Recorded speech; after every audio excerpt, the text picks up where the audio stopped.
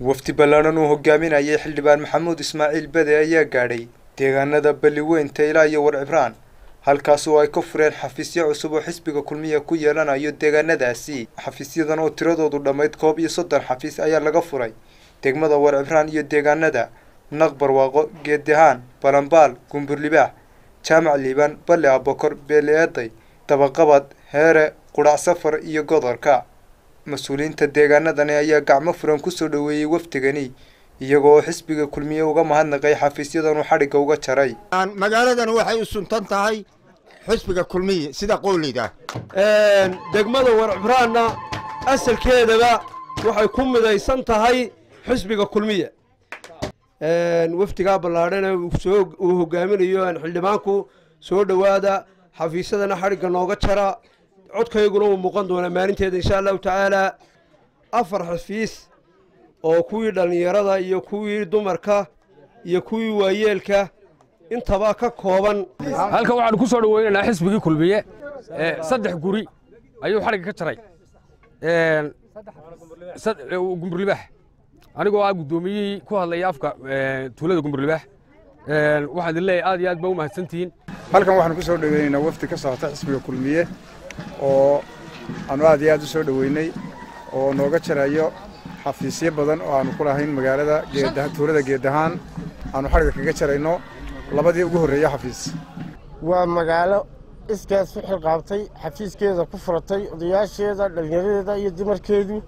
baalashii xusbigaynu haddaynu nahay reer Beeleeday waa baalashii Soomaaliland iskama faanayno waxa weeye markuu xijirta ahaa ee laga cararayay ayaanu ahay maanta oo midhayahay oo la iska daldalanayana de waa soo dhaweynayna waa taageersanna.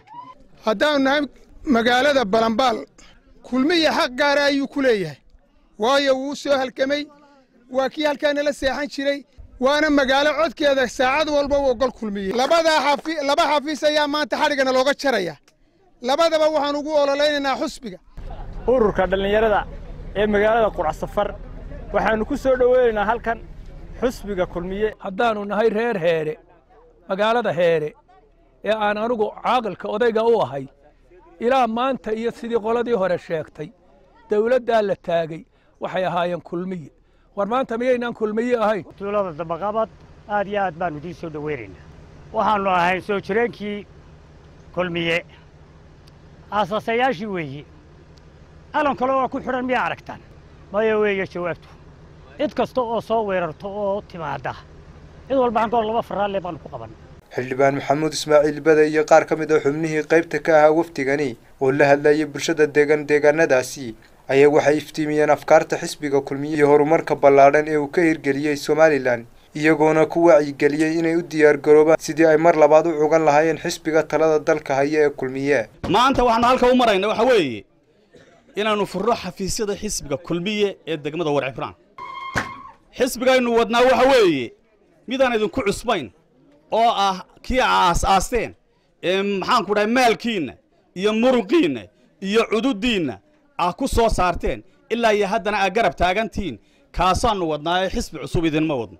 wayse kulmiye ma tidin kulmiye codayna Soomaa kulmiye raaxsanay Soomaa fartiina ku cilba dadweynaha Balanbaalna waxaan ku karaamaynayaa ku sharfaya maadaama ay dhammaantood kulmiye yihiin aad baan idin soo dhaweynaya. waa idinka muuqataa inaad diyaar u tihiin xisbiga taageeradiisa iyo soo dhaweyntiisa saakoo dhan baa halkan u joogteen oo u taagnaydeen. haddaynu markaa nahay xisbiga kulmiye iyo taageerayaashiisa waxaynu u baahan nahay inaynu markaa codka inaynu markaa bixin. Cabdiraxmaan Rooble Cabdilaahi Cabdiraxmaan Trike Kalsan TV Burco.